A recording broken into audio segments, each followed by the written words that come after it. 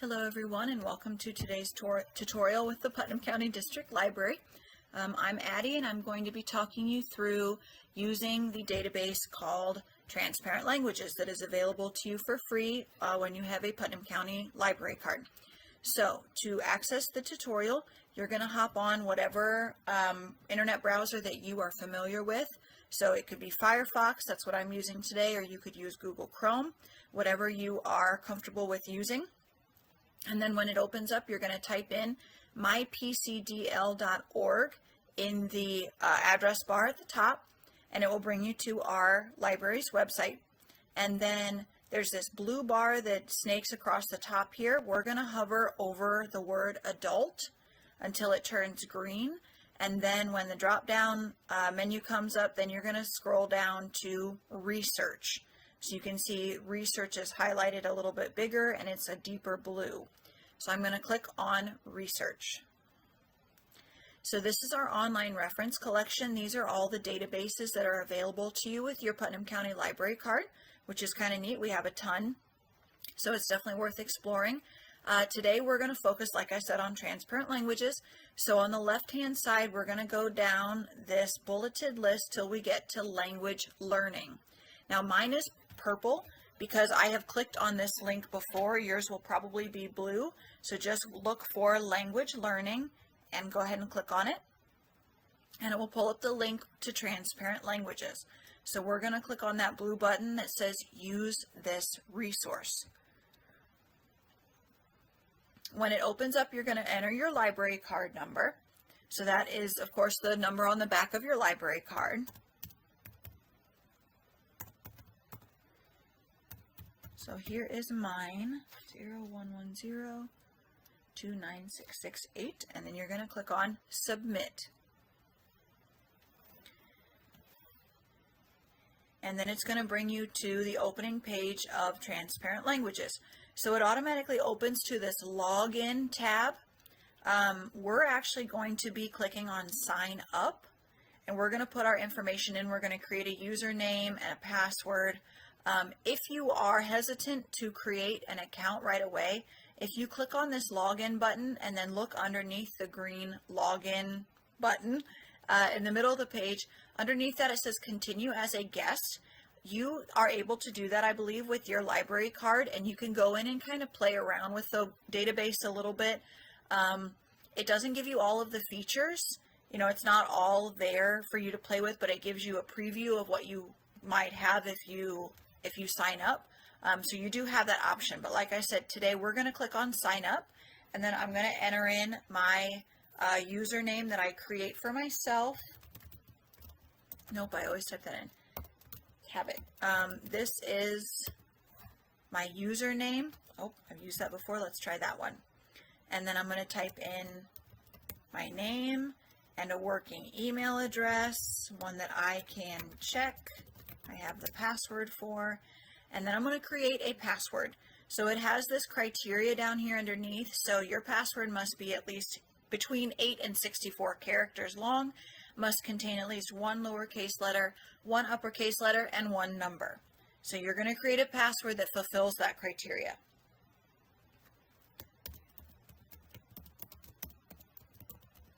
I'm going to type in mine.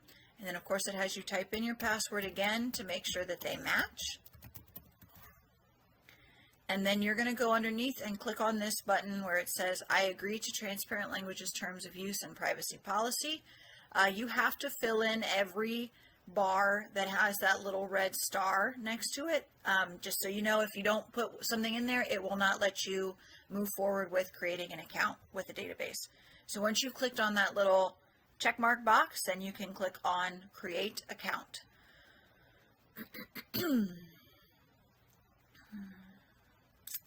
And it opens up the page where you can choose a language to learn. So there are many available, obviously. Choose the one that you want to learn. I'm going to come over here into the last column and click on Spanish, and then I'm going to choose Latin American Spanish. You can choose whatever language you want to learn. So then it gives us this overlay, they call it. It says, welcome, this screen is your new home base for learning a new language. you can click continue and it will take you through basically a tour of how this website works. You're welcome to do that. We're not going to do that today. For time's sake, I'm going to click over here in the top right, this little black circle with a white X in it. I'm going to click on that. So when you log into Transparent Languages, this is what you're going to see. It's the Learning tab. So it's going to show you My Learning Path, which these are here on the left, this tab on the left, My Learning Path. These are the lessons. So this is where you're going to learn your vocabulary, your verbs, how to use them, etc. I would recommend going in order. Whether you're a new language learner or reviewing, it makes sense to go in order. It's set up kind of like a textbook that the lessons build on each other. So let's say we're going to click on Welcome. This very first, the one that's purple for us, this tab that says Welcome, I'm going to click on this green button that says Learn, and we will learn our first lesson. So here's another one of those overlays. So it explains how this page works. So it says read and listen to the Spanish with this arrow, and then read the meaning. And then down here in the bottom right, it's a little hard to see at first, but it says click anywhere to continue. So if I click anywhere in this page, this overlay is going to go away and we can move forward with this lesson.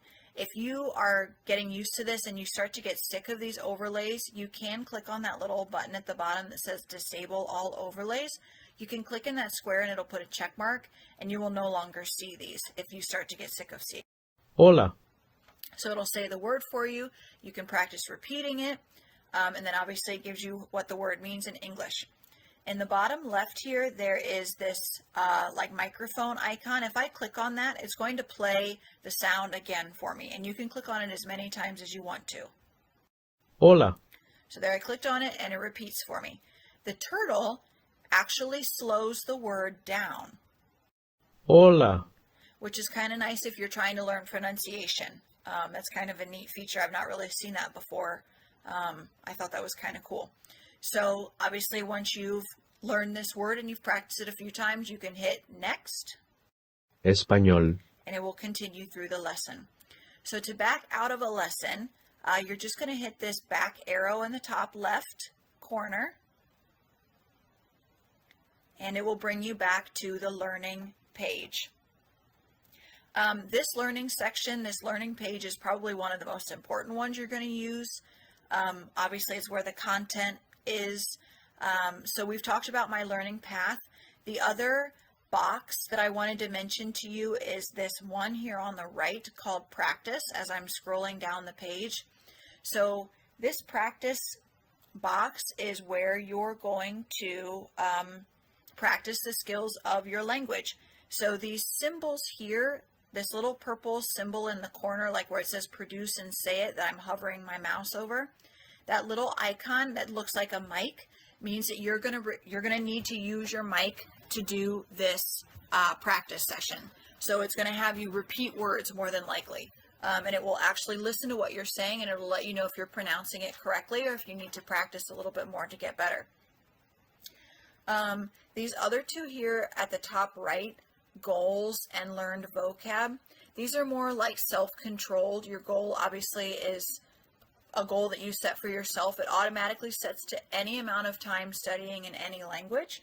So anytime you log on and do an activity, you're going to meet your goal. The other one is learned vocab, and this is where you can add in the vocab that you've learned, and it kind of helps you review some of the vocab words that you've learned so you don't lose them as you move forward into other lessons. The one thing I wanted to mention about this practice box here is that there are obviously a lot of different ways to practice these new language skills that you're learning. There's a lot of different activities over here.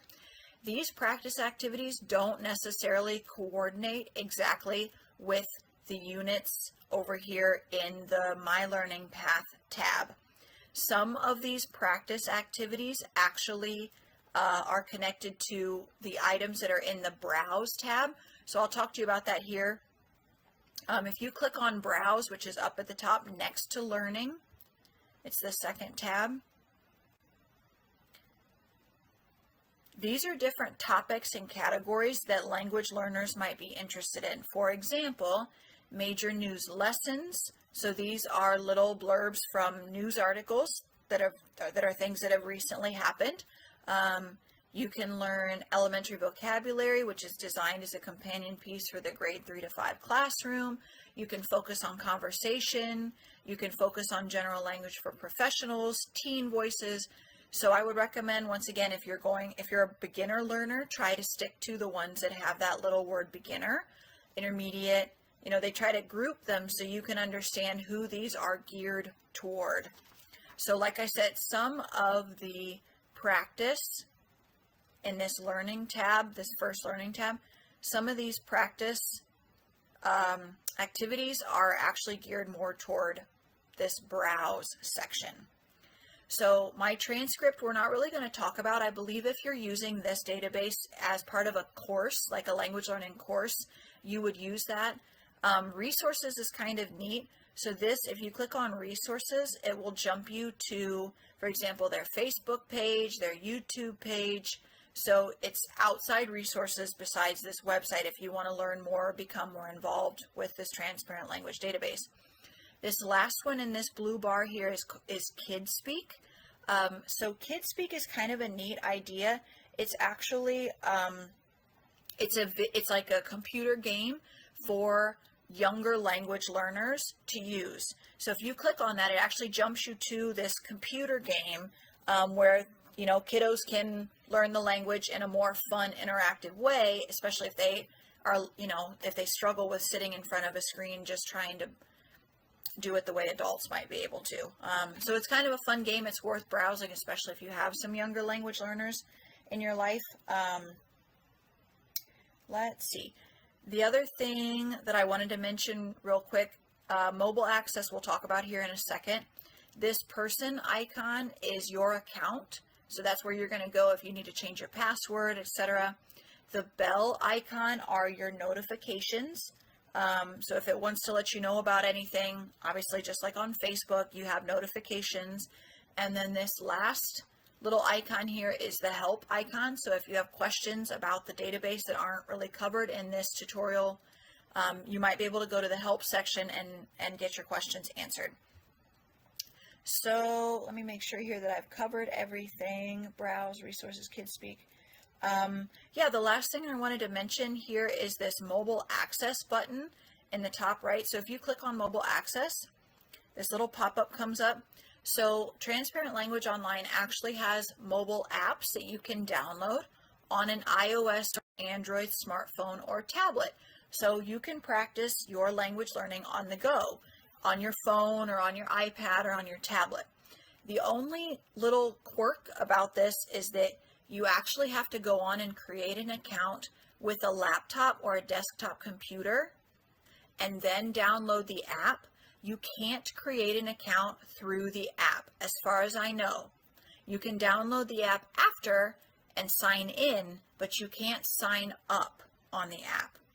So, like I said, just a kind of a funny little quirk about the way this database works, but it is pretty neat that you can learn on the go, and the app looks very similar to the way this website is looked on my browser that you've seen. So I'm going to include a little how-to to download the app on your device. I'm going to download it on an iPad so that you can see, because I know some of our patrons are not super familiar with downloading apps yet. So I'm going to include that at the end of this tutorial.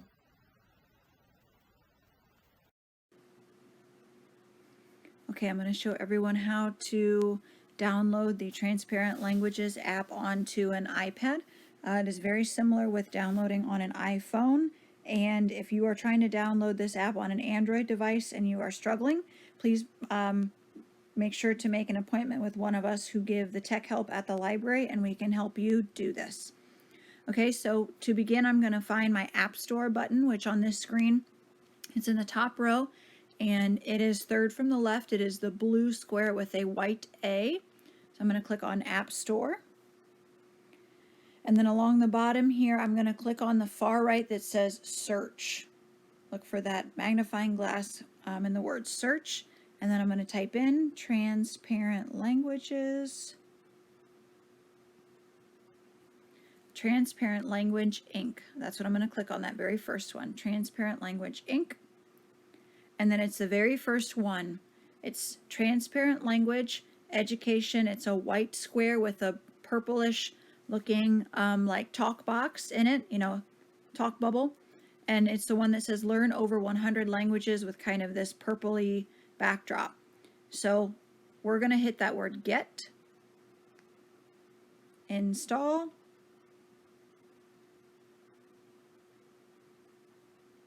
and it should go through the process of downloading. And now you can see at that top where before it said get, it says open. I'm going to click on open. And then I'm going to type in that username that I created for myself.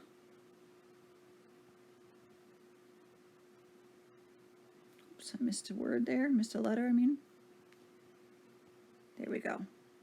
And then submit. I'm going to put in my password that I also created for myself.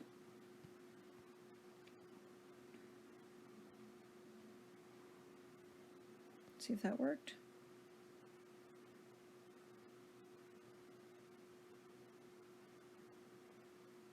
And as soon as it loads here, okay, it says transparent would like to send you notifications. I'm going to hit don't allow. And then it's telling me that I did in fact disable notifications, so I'm just going to hit cancel because I want it to be that way. And here we are. So here is the iPad app for the Transparent Languages database. So like I said earlier, it looks very similar to how it looks online. Just remember, you have to sign up on an internet browser. You cannot download the app and then sign up. You have to download the app and then sign in. An account already has to be made. Okay, thank you very much for watching.